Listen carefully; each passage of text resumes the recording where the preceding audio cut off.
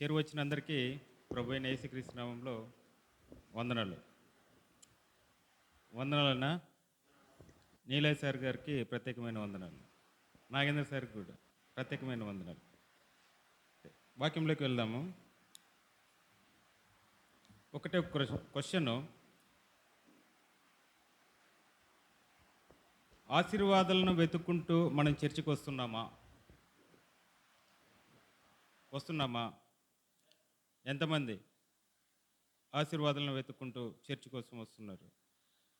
పోనీ ఆశీర్వాదాలను ఇచ్చే దేవుణ్ణి వెతుక్కుంటూ వస్తున్నామా? ఎంతవరకు? పోనీ మూడోది,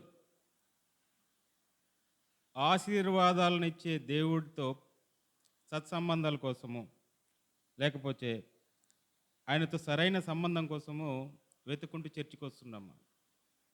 అర్థమైందా నేను అడిగిన క్వశ్చన్లు?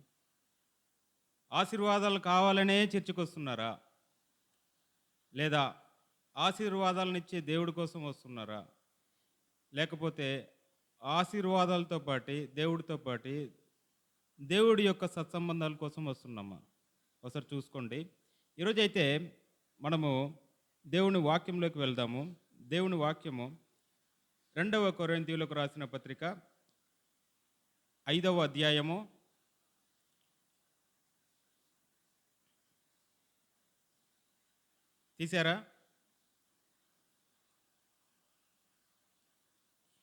21వ వాక్యము మొదటి పోర్షన్, మొదటి భాగం మాత్రమే చదువుకుందాం. ఎందుకనగా మనం ఆయన యందు దేవుని నీతి అయినట్టు చాలు. ఎలాగ మనకు దేవుని నీతి వస్తుంది? ఎలాగ మనము దేవుని నీతిని సంపాదించుకోవచ్చు? దేవుని నీతి అంటే ఏంటి? మనుషుని నీతి అంటే ఏంటి? నీతిమంతుడు అంటే బైబిల్లో ఎవరు? నీతిమంతునికుండే బైబిల్లో ఉండే లక్షణాలు ఏంటివి? నీతిమంతుడుకి దేవుడిచ్చే వాగ్దానాలు ఏంటివి అనేది ఈరోజు యొక్క అంశం.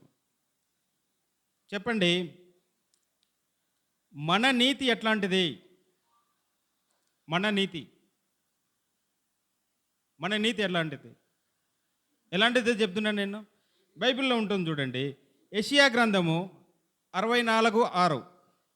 యెషయా గ్రంథము 64వ అధ్యాయము 6వ వాక్యము. నీ నీతి ఎలాంటిదో చూసుకోండి ఒకసారి.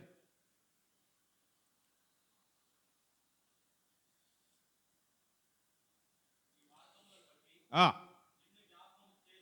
ఆ, ఆ, ఉమ్, ఉమ్, ఉమ్, ఆ, ఆ, ఆ, ఆ, ఆ, ఉమ్, ఉమ్. ఎలాగున్నాయా మన నీతి దేవుని ఎదట? ఎలాగున్నాయో తెలుసా? మనం వస్తూనే పరిచర్య స్టార్ట్ కాకముందే గుడ్డ తీసుకొని నీట్గా కుర్చీలు టేబుల్ తీర్చుకుంటాం. ఆ తీసుకున్న గుడ్డ మళ్ళీ మీకు అవసరం పడుతుందా? తుడవడానికి తప్ప. మళ్ళీ దాన్ని ఉతక కూడా ఉతకరు. ఈ కాలంలో అయితే నేను చెప్తాను చూడండి, మీ క్రియలన్నీ ఎలాంటివంటే టిష్యూ పేపర్ లాంటివి అని చెప్తాను నేను.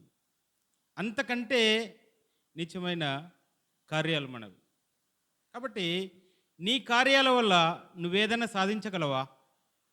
దేవుణ్ణి మెప్పించగలవా? దేవుని వైపు తిప్పగలవా? దేవుని రుచి చూడగలవా? దేవుని మార్గంలోకి నువ్వు వెళ్ళగలవా? వెళ్ళలేము. కాబట్టి మనకు కావాల్సింది ఏంటి? దేవుని నీతి. దేవుని నీతి ఎక్కడి నుంచి వస్తుంది? దేవుడి దగ్గర నుంచి వస్తుంది. సింపుల్ కదా. ఎలాగొస్తుంది దేవుడి నీతి? ఆల్రెడీ మీకు పైన రాసింది కదా. ఎందుకనగా మనం ఆయన యందు దేవుని నీతి అగినట్లు మనము ఆయన యందు దేవుని నీతి ఎలాగవుతామంటే దేవుణ్ణి నమ్ముకుంటే, దేవుడు మన కోసం రక్తం కార్చాడని చెప్పి నమ్మితే, విశ్వసిస్తే మనకేమవుతామంటే నీతిమంతులం అవుతాం. నీతిమంతులం కావడమే కాకుండా కదలకుండా సియోను కొండ మాదిరి అలా నిడకడగా ఉంటాం. ఎడారిలో పుష్పించే ఒక ఖర్జూరపు చెట్టు మాదిరి ఉంటాం కదా. దేవుని యొక్క నీతిని మనం అనుసరిస్తే ఇలాగ ఉంటాం. కాబట్టి దేవుని నీతి అంటే ఏంటి చెప్పండి? దేవుని నీతి అంటే ఏంటి? పాత నిబంధన గ్రంథంలో ధర్మశాస్త్రం ఉంది కదా. ధర్మశాస్త్రం పాటిస్తే, ఆయన ఆజ్ఞలు పాటిస్తే దేవుని నీతి అయిపోతుందా? అవ్వదు, అవ్వదు. ధర్మశాస్త్రం మొత్తము యేసుక్రీస్తు ప్రభు వారినే సూచిస్తుంది, అంతే. ధర్మశాస్త్రం గ్రంథంలో మీకు చూసినవి మొత్తం కూడా దానికి సాదృశ్యం అయ్యా అంటే యేసుక్రీస్తు ప్రభువు వారికి సాదృశ్యం. అంతేగాని పాత నిబంధనలలో ఉండే ధర్మశాస్త్రం మొత్తం మనం పాటిస్తే నీతిమంతులం అవ్వము. ఫర్ ఎగ్జాంపుల్ ఒకటి చెప్తాను చూడండి. నేను కడప నుంచి కోయిలకొండకు వస్తున్నాను. NH40 నేషనల్ హైవే 40 అని చెప్పేసి ఒకటి కనబడుతుంది మీకు. దాంట్లో కడప, మైదుకూరు, ఆళ్ళగడ్డ ఆడ నుంచి కోయిలకుంటలో వస్తుంది. అక్కడ నుంచి కడపకు రాగానే మీరు ఇంత వేగంతో వెళ్ళాలి. ధర్మశాస్త్ర గ్రంథంలో ఏం చెప్తుందంటే మీరు దొంగతనం చేయకూడదు కదా. ఆ రోడ్డు ఏంటి? ఆ రోడ్డు మీరు చూసారంటే ఆ రోడ్డు ఒకటి, నేను తప్ప వేరొక దేవుడు లేడు, నేను తప్ప వేరొక రోడ్డు లేదని చెప్పి మీకు చూపిస్తుంది. కాబట్టి అక్కడ సింబల్స్ అన్నీ రాసి ఉంటాయి. అవన్నీ మీరు ధర్మశాస్త్ర గ్రంథం అనుకుంటే వచ్చేది ఒకవేళ చర్చ్ అనుకుంటే ఆ చర్చ్ యేసుక్రీస్తు ప్రభు వారు. లాస్ట్కు ఆ రోడ్డు ఎక్కడికి తీసుకొస్తుంది? మీకు యేసుక్రీస్తు ప్రభు వారి దగ్గర తీసుకొస్తుంది. కాబట్టి ధర్మశాస్త్రం మొత్తము మీకు సూచించేది ఏంటయ్యా అంటే రాబోయే మెస్సయ, రాబోయే క్రీస్తు, దాని గురించి అని చెప్పేసి. కాబట్టి కొత్త నిబంధనల గ్రంథంలో చూసినారంటే కొత్త నిబంధనల ప్రకారం అంటే దేవుని నీతి ఎలాగొస్తుందంటే యేసుక్రీస్తు ప్రభు వారి నందు విశ్వాసము ద్వారా మీకు నీతి వస్తుంది. మీరు నీతిమంతులుగా తీర్చబడతారు. అది లెక్క పెట్టి కొనాల్సిన అవసరం లేదు. అది మీకు ఉచితంగా వస్తుంది. కాబట్టి యేసుక్రీస్తు ప్రభు వారిని విశ్వసించి నమ్మటం వలన మీకు నీతి వస్తుంది. మీరు నీతిమంతులుగా తీర్చబడతారు. దేవుని నీతి అంటే క్రీస్తు ద్వారా బయటపడిన దేవుని నీతి, దేవుడి నీతి. ఇది ఎక్కడయ్యా ఉంటుందంటే అదేమనగా యేసుక్రీస్తుల విశ్వాసం ద్వారా లభించు దేవుని నీతి అయి ఉన్నది. అది నమ్మువారికి అందరికీ కలుగును అని చెప్పేసి రాస్తుంది. ఎక్కడుంది తెలుసా? రోమీయులకు రాసిన పత్రిక 3వ అధ్యాయం. రోమీయులకు రాసిన పత్రిక 3వ అధ్యాయం 22వ వాక్యం. విశ్వాస మూలమైన నమ్ము వారి అందరికీ కలుగు దేవుని నీతి. ఎట్లా వచ్చిందయ్యా దేవుని నీతి? నమ్మాలి. ఎవరిపైన నమ్మాలి? ఎవరిని నమ్మాలి? యేసుక్రీస్తును మాత్రమే నమ్మాలి. ఆయన మన కోసం వచ్చిన రక్షకుడు, మన కోసం ప్రారంభం అర్పించిన రక్షకుడు, మన కోసం వచ్చిన మెస్సయ, మనల్ని ఒక నిత్య జీవానికి తీసుకెళ్ళే ఒక మెస్సయ, ఒక రాజు, రాజులకు రాజు అని చెప్పేసి మనం నమ్మాలి. నమ్మితప్పుడు ఏమవుతుంది?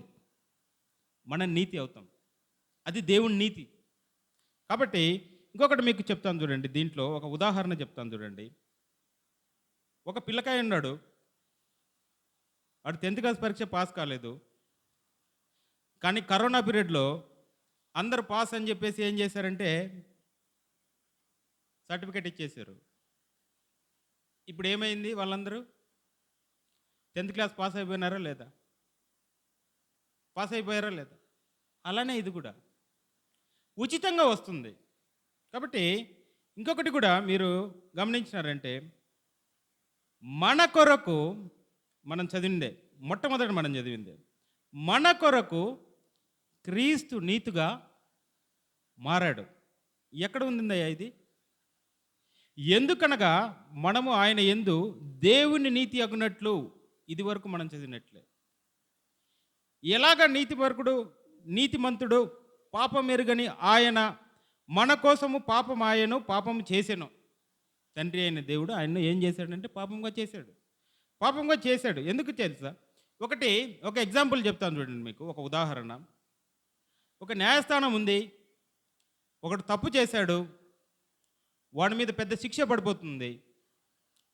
వాడి బదులు ఇంకొకడు వచ్చేసి ఆ శిక్ష మొత్తం నాకు ఇవ్వండి, వాడి ప్లేస్లో నేను ఉంటానని చెప్తే ఏమవుతుంది అది?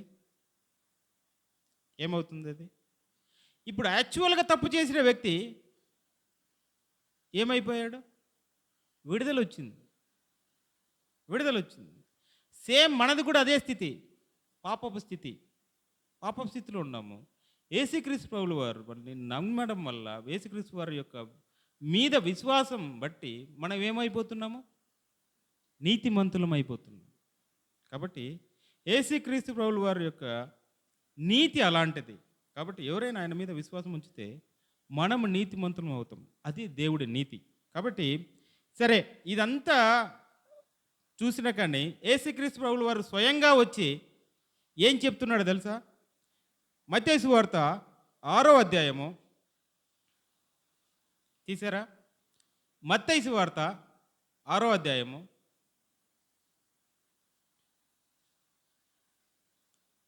తీసారా? 33వ వాక్యం చదవండి. ఏం చేయాలయ్యా?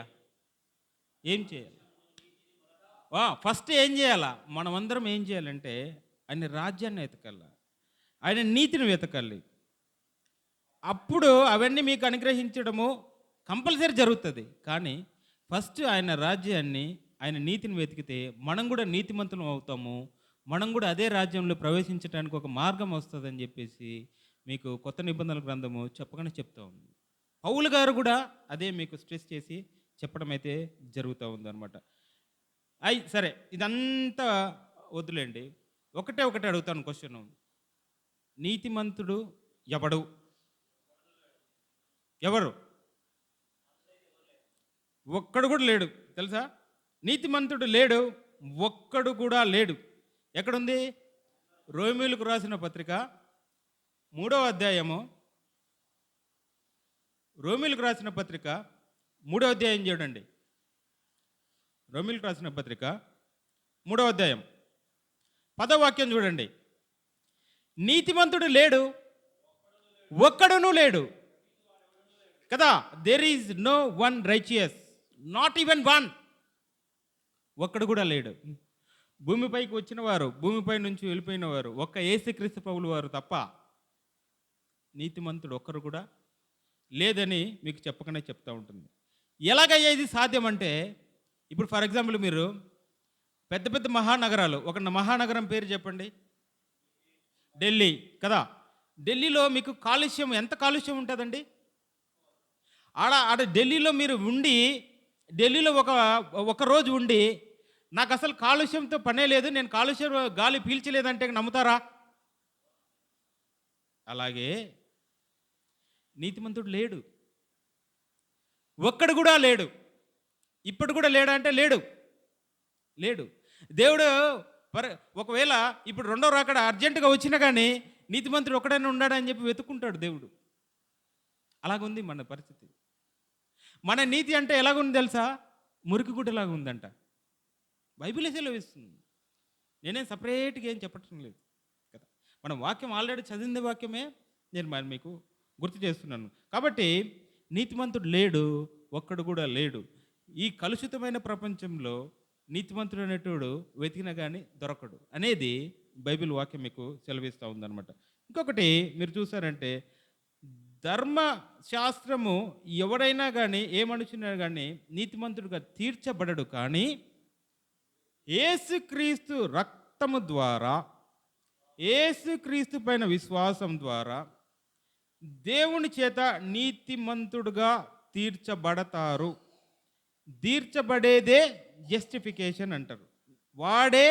నిజమైన నీతిమంతుడు. కాబట్టి విశ్వాసము ద్వారా నీతిమంతుడుగా తీర్చబడటం ఇది ఎక్కడ ఉంటుంది? రోమిలకు రాసిన పత్రిక రోమిలకు రాసిన పత్రిక 5వ అధ్యాయము రోమిలకు రాసిన పత్రిక 5వ అధ్యాయం 1వ వచనం. కాబట్టి కాగా విశ్వాసం మూలమున మనము నీతిమంతులుగా ఎలా తీర్చబడ్డాము? విశ్వాసము ద్వారా. బాగా గుర్తుపెట్టుకోండి. ఎలాగా? విశ్వాసము ద్వారా. ఎవరిపైన? యేసుక్రీస్తు పైన, యేసుక్రీస్తు వారి రక్తం పైన, యేసుక్రీస్తు గారు మనల్ని విభజిస్తారని చెప్పేది విశ్వాసం పైనే ఏముంటుంది? నీతిమంతుడుగా నువ్వు అవ్వాలి అంటే ఏమవ్వాలి? కంపల్సరీ యేసుక్రీస్తు పైన విశ్వాసం అనేది కంపల్సరీ ఉండాలి. తర్వాత మన ప్రభు అయిన యేసుక్రీస్తు ద్వారా దేవునితో సమాధానం ఎప్పుడు సమాధానం కలుగుతుంది మనకు? ఫర్ ఎగ్జాంపుల్, ఒక కోర్టుకి నేను మా అన్న ఇద్దరం ఇక్కడ నా పక్కనే కూర్చొని ఉన్నాడు, ఇద్దరం గొడవ పడ్డాము. గొడవ పడిన తర్వాత కోర్టుకి ఎక్కినాము. కోర్టుకి ఎక్కిన తర్వాత జడ్జి దగ్గరికి వెళ్ళాల్సిన అవసరం ఉందా? లేదు. ఇప్పుడు నేను మా అన్న ఇద్దరం కలిసి ఒక చోట కూర్చొని మేమిద్దరం అన్న జరిగింది ఏదో జరిగిపోయింది, అయిపోయింది, మన ఇద్దరం ఒక రాజీకి వద్దాం. అప్పుడు ఏమవుతుంది? కోర్టు అవసరమా మీకు? అవసరం లేదు. కాబట్టి మీకు ఎలాగ ఉండాలంటే, మనం ఆయన నీతిమంతులుగా తీర్చబడతాడు అన్న తర్వాత కూడా ఇక్కడికి పరిగెత్తడంలో వ్యర్థం, టైం వేస్ట్. కాబట్టి బైబిల్ గ్రంథం మీకు సెలవిస్తూ ఉంది, నిజాలు చెప్తూ ఉంది. కాబట్టి ఇప్పటికి కూడా మనము వినాల్సింది ఏంటంటే ఒకటే, యేసుక్రీస్తు ప్రభువు అందరి విశ్వాసం మనకు కంపల్సరీ కావాలి. మనం విశ్వసిస్తేనే మనం ఏమవుతాము? నీతిమంతులుగా అవుతాము, నీతిమంతులుగా తీర్చబడతాం. అదే కాకుండా మన ప్రభు అయిన యేసుక్రీస్తు ద్వారా ఎవరితో సమాధానం పడతామో? ఎలాగా? విశ్వాసించడం వల్ల, నీతిమంతుడిగా మారడం వల్ల తండ్రితో మనం ఏమైపోతున్నాం? సమాధాన పడుతున్నాం. కాబట్టి అటువంటి సమాధానము ఈరోజు మనకు కూడా దొరుకుతుంది. ఎవరి ద్వారా? యేసుక్రీస్తు ప్రభుల ద్వారా. కాబట్టి ఇది ఒక నీతిమంతుడుగా తీర్చబడ్డానికి ఒకటో పాయింట్ ఏదంటే, విశ్వాసము ద్వారా నీతిమంతుడుగా తీర్చబడతాడు. నెక్స్ట్ చూద్దాం మనము. స్వయం నీతి కానే కాదు. నీ ఏదైనా నీతి కార్యాలు చేసి, లేదేదో దాన్ని ఏమంటారు, 100 మందికి ఒక దానం చేసేస్తాను, లేకపోతే 100 మందికి ఇంకా క్రిస్మస్ వస్తుంది అందరు కేకులు పనిచేస్తాను, లేకపోతే దుప్పట్టి ఇచ్చేస్తాను, చీరలు ఇచ్చేస్తానంటే నీ నీతి కాదు. ఆ నీతి వల్ల నువ్వు నీతిమంతుడివి కాలేవు. కాబట్టి నీ నీతి కావాలంటే ఫిలిప్పీలకు రాసిన పత్రిక 3వ అధ్యాయం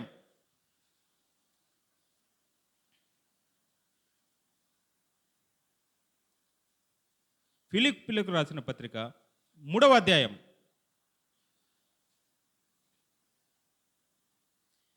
8 నుంచి 9 వాక్యాలు నీట్గా చదువుకొని విందాం. దాంట్లో ఏముంటుంది తెలుసా? ఒకటి, నీకు కలిగింది మొత్తము వేస్ట్తో నువ్వు పోల్చుకోవాలి. అప్పుడు నువ్వు ఏమవుతావు అంటే క్రీస్తునందలి నీతిగా నువ్వు మార్చబడతావు. చదవండి. నిశ్చయంగా నా ప్రభువైన యేసుక్రీస్తును గూర్చిన అతి శ్రేష్టమైన జ్ఞానము నిమిత్తమై సమస్తమును నష్టముగా ఎంచుకున్న వ్యక్తి ఎవరు? పౌలు గారు. ఎంత సేవ చేశాడు, ఎన్ని మిషనరీ ప్రాంతాలు తిరిగినాడు, ఎన్నిసార్లు కొట్టించుకున్నాడు, ఎన్నిసార్లు కొరడా దెబ్బలతో కొట్టించుకున్నాడు, ఎన్నిసార్లు దూషించబడినారు, ఎన్నిసార్లు తీసుకుపోయి జైలు వేశారు. అట్లాంటి వ్యక్తి చెప్తున్నాడు. చదవండి అయ్యా. క్రీస్తును సంపాదించుకోవాలా? నేను ఎట్టి పరిస్థితుల్లోనూ నేను క్రీస్తును మాత్రమే సంపాదించుకోవాలా అనుకుంటున్నాడు. ధర్మశాస్త్రం మూలమైన ఎవరిని నీతినయ్యా? నా నీతి కాదు, ధర్మశాస్త్రం వలన వచ్చే నీతి కూడా కాదు, క్రీస్తు నందలి విశ్వాసం నీతి. విశ్వాసం ఎవరి దగ్గర నుంచి వస్తుంది? ఇప్పుడు కంక్లూజన్ ఏంటంటే క్రీస్తు యొక్క నీతి కావాలి మనకు. దానికోసము ఒక మహానుభావుడు, ఒక భక్తుడు, బాగా సేవ చేసిన వ్యక్తి చెప్తున్నాడు, బైబిల్నే చెప్తున్నాడు. కాబట్టి సమస్తము వ్యర్థంగా మీరు ట్రీట్ చేసుకుంటే అప్పుడు మీకు ఏం కనబడుతుంది? క్రీస్తు కనబడతాడు. క్రీస్తు కనబడితే మీరు క్రీస్తునందు విశ్వాసించితే, క్రీస్తుని సంపాదించుకోవాలనుకుంటే మీరు ఏమైపోతారు? నీతిమంతుడుగా మార్చబడతారు. కాబట్టి క్రీస్తునందు విశ్వాసించాలి, క్రీస్తు కోసం పరిగెత్తాలి, మన నీతిమంతుడుగా మార్చబడాలి. దీనికోసం ఒక ఎగ్జాంపుల్ చెప్తాను చూడండి. ఉదాహరణ, ఇప్పుడు ఒక వ్యాపారి ఉన్నాడు. ఆ వ్యాపారి మన కర్నూలులోనే ఎక్కడైనా వర్షం పడిందంటే వజ్రాలు ఏరుకోవడానికి పోతారు కదా. పోనీ అనంతపూర్ సైడ్ కూడా ఏం వెళ్తారంటే రాళ్ళసీమ కాదు కానీ రత్నాల సీమ అని చెప్పేసి అంటారు కదా. కాబట్టి ఆ వజ్రాలు ఏరుకోవడానికి వెళ్తారు. ఏరుకున్న వజ్రం మొత్తము తీసుకెళ్ళేసి అక్కడ ఒకడు కూర్చో ఉంటాడు. వాని దగ్గరికి వెళ్ళి చూపిస్తాడు, నాయనా ఇది వజ్రమా అని చెప్పి, గాజు ముక్క అంటాడు. మళ్ళీ ఇంకొకటి, ఇది కాదు నాయనా గాజు పెంకు అంటాడు. నిజమైన వజ్రము దొరికినప్పుడు వాడు మళ్ళీ వేట కొనసాగిస్తాడా? చేయడు. ఆ నిజమైన వస్తువు, నిజమైన వజ్రము ఎవరయ్యా అంటే యేసుక్రీస్తు ప్రభుల వారు. ఒక్కసారి మీకు నిజమైన వస్తువు దొరికిన తర్వాత, నిజమైన వజ్రం దొరికిన తర్వాత, నిజమైన ముత్యం దొరికిన తర్వాత రంగురాళ్ళు ఉంగరాళ్ళు అవసరం లేదు కదా. అర్థం చేసుకోండి ప్రియ దైవజనమా, ప్రియ దైవ జనాంగమా. ఇంకొకటి నేను వివరించుకుండేది, దేవుడు ఒక్కడే, నిజమైన దేవుడు ఒక్కడే, రాబోయే దేవుడు ఒక్కడే, మనల్ని రక్షించే దేవుడు ఒక్కడే, మన కోసం చనిపోయిన దేవుడు ఒక్కడే, మన కోసం పాప విమోచన చేసిన దేవుడు ఒకడే. ఆయన యందు విశ్వసిస్తే మనకు నిత్య జీవం. నిత్య జీవమే కాకుండా ఈ లోకంలో ఉన్నప్పుడు మనము నీతిమంతులుగా మార్చబడతాము. నేను చెప్పడం లేదు, బైబిల్ వాక్యమే సెలవిస్తుంది. ఇంకొకటి కూడా చెప్తాను చూడండి. ఒక పెద్ద సాఫ్ట్వేర్ ఉద్యోగం వచ్చిన తర్వాత ఒక గేట్ దగ్గర వాచ్మెన్గా పనిచేస్తే అతనే సేమ్ వ్యక్తి ఇంకా గేట్ దగ్గర వాచ్మెన్గా పనిచేయాలనుకుంటాడా? చేసుకోడు. పని ఇంకొకటి కూడా చెప్తాను మీకు. ఇంకొకటి, ఒక తాటాకుల ఇండ్లు ఉంది. మన గవర్నమెంట్ వారు ఒక మంచి స్లాబ్ ఇండ్లు ఇచ్చారు. ఇంకా ఆ తాటాకు ఇండ్లోనే ఉంచుకుంటారా? ఉంటారు, కొందరు లోబులు ఉంటారు, ఆ ఇండ్లు పెట్టుకుంటారు, ఇది పెట్టుకుంటారు. But that's not the thing. కానీ యేసుక్రీస్తు ప్రభువుల వారు దొరికిన తర్వాత ఆయన పైన విశ్వాసం ఉంచేసి ఆయన పైన మనము నమ్మకం పెట్టుకున్నామంటే మనం ఎలాగ మారబడతామంటే నీతిమంతులుగా మారతాం. నీతిమంతులుగా మారడమే కాకుండా తండ్రి అయిన దేవునితో మనం ఏం చేస్తామంటే సమాధాన పడటమే కాకుండా మన కోసం నిత్య జీవం ఉంటుంది అనేది కొత్త నిబంధన చెప్పకనే మీకు చెప్తా ఉంది. కాబట్టి ఇవన్నీ కూడా ఎలాగా దేవుడి నీతి మనలను నీతిమంతులుగా మారుస్తాడు అనేది ఇంతవరకు మీకైతే బోధించడం అయితే జరుగుతూ ఉంటుంది. బైబిల్ వాక్యమే మీకు సూచిస్తూ ఉంది. నేను మాట్లాడటం మాట కాదు. నేను ఎవరినండి? నేను వెళ్తున్నాయి, ఈరోజు ఉంటాను, రేపు పోతున్నాను కదా. కానీ బైబిల్ వాక్యం ఎప్పటికీ ఉంటుంది. కాబట్టి బైబిల్ వాక్యంను మీరు బాగా ధ్యానిస్తే మీరు నీతిమంతుడిగా యేసుక్రీస్తు ప్రభువుల ద్వారా మాత్రమే మీకు నీతి వస్తుంది. యేసుక్రీస్తు ప్రభువుల వారు మాత్రమే నిత్య జీవం మీకు ఇవ్వగలడు అనేది బైబిల్ వాక్యము చెప్పకనే మీకు చెప్తూ ఉందన్నమాట. సరే, ఇవన్నీ ఓకే సార్, దేవుడు నీతి చెప్పారు, నీతిమంతుడు ఎలాగా ఉన్నాడు అని చెప్పినాడు. నీతిమంతుడు జీవిత విధానము లేకపోతే ఉదాహరించి మాకు చెప్పండి అన్నారనుకోండి, నేను చెప్తాను దాని గురించి. విశ్వాసంతో జీవిస్తాడు. ఎవరయ్యా విశ్వాసంతో జీవించిన వ్యక్తులు కదా? హెబ్రీయులకు రాసిన పత్రిక 11వ అధ్యాయం మొత్తం చూస్తే మొత్తం విశ్వాసమే, అంత విశ్వాసమే కదా. కానీ తండ్రి ఎవరు? విశ్వాసులకు తండ్రి అబ్రహామే కదా. కాబట్టి ఇక్కడ మీకు ఆదికాండము 15వ అధ్యాయం తీసి పెట్టుకోండి. అబ్రహాము దేవుణ్ణి నమ్మాడు. దేవుణ్ణి నమ్మితే నీతిగా ఎంచబడిందంట. దేవుని మాటలు విని తన స్వదేశాన్ని విడిచిపెట్టాడు. తన స్వదేశాన్ని విడిచిపెట్టడమే కాకుండా ఎన్ని బాధలు పడ్డాడంటే ఊరు అనే దేశాన్ని విడిచి కానాను దేశం వరకు విశ్వాసం ద్వారా దేవుడి పైన విశ్వాసంతో నడచడమే కాకుండా కానానులో వెళ్ళంగానే తీవ్రమైన కరువు వచ్చింది. అయినా దేవుడి పైన విశ్వాసం వదలలేదు. లోతుతో ఆస్తి తగాదాలు వచ్చినాయి, అయినా దేవుణ్ణి విశ్వసించాడు. లోతుని ఆయన మనుషులకు ఈయన మనుషులకి గొడవ వచ్చేసి ఆస్తి తగాదాలు వచ్చాయి. అయినా విశ్వాసం వదలలేదు. సంతానం కోసము ఏం చేశాడంటే దేవుడు చెప్తానన్నాడు 12వ అధ్యాయంలో, అబ్రహామా తలెత్తి పైకి చూడు, నక్షత్రాలు ఎన్ని ఉన్నాయో నీ సాధ్యమైతే లెక్క పెట్టుకో అంటున్నాడు. అప్పటి కూడా వెంటనే పిల్లలు పుట్టాడా? వెంటనే ఇచ్చారా దేవుడు? ఇవ్వలేదు. కానీ వెయిట్ చేశాడు. దేనికోసం? విశ్వాసం. విశ్వాసంతో వెయిట్ చేశాడు. ఇంకొకటి కూడా 99 సంవత్సరాలప్పుడు అబ్రహాం గారు సున్నతి పొందవలసి వచ్చింది. దేవుడు చెప్పిన ఆజ్ఞ ప్రకారంగా సున్నతి పొందాల్సి వచ్చింది. సొదొమ గొమొర్రా అవి రెండు ఏదైతే నాశనం చేయబడక ముందు కోసం కూడా లోతు కోసం ఎంతగా ప్రాధాయపడ్డాడు, అది కూడా మీరు గమనించాలి. ఇంకొకటి కూడా అబీమెలెకు రాజు దగ్గర ఎంతగా బాధలు పొందాడు. సారాను సొంత చెల్లెలుగా ఆయన చిత్రీకరించాల్సి వచ్చింది. ఇదే కాకుండా ఇస్మాయేలు హాగరుతో కూడా గొడవపడాల్సి వచ్చింది. ఇవన్నీ చెప్పాను, ఇంకొక లాస్ట్ ఒకటి వదిలిపెడుతున్నాను. అదేంటో చెప్పండి. ఇస్సాకును బలివ్వడానికి యేసుక్రీస్తు ప్రభువారు కానీ లేకపోతే తండ్రి అయిన ప్రభువారు కానీ అడిగాడు, నీ ఏకైక కుమారుని నాకు బలివుగా ఇవ్వమని చెప్పేసి. ఇచ్చాడా? ఇవ్వలేదు. ఇవ్వడానికి నిరాకరించలేదు కదా. అట్లాంటి విశ్వాసం. కాబట్టి ఇప్పుడు చదవండి ఆదికాండము 15వ అధ్యాయము. ఆదికాండము 15వ అధ్యాయము 6వ వాక్యము. అతడు యెహోవాను నమ్మెను. తర్వాత ఆయన అది అతనికి నీతిగా ఎంచును. కాబట్టి ఎప్పుడైతే యెహోవా మీద నమ్మకం ఏర్పరచుకున్నాడో అతను ఏమైపోయినాడు? నీతిమంతుడుగా మారాడు. నీతిమంతుడిగా మారడమే కాకుండా విశ్వాసంతో మనము ఎలా జీవించాలి అనేది అబ్రహామును చూసి మనము నేర్చుకోవాలి. కాబట్టి ఈ మధ్య ఒక మంచి పాట కూడా వచ్చింది. కాబట్టి పాడచ్చా? అందరూ నిద్రలేస్తారంటావా? ఇంకా నిద్రపోతారంటావా? నిన్నేనే నమ్ముకున్నాను, నీ వంటి వారు ఎవరయ్యా? నిన్నేనే నమ్ముకున్నాను, నీ వంటి వారు ఎవరయ్యా?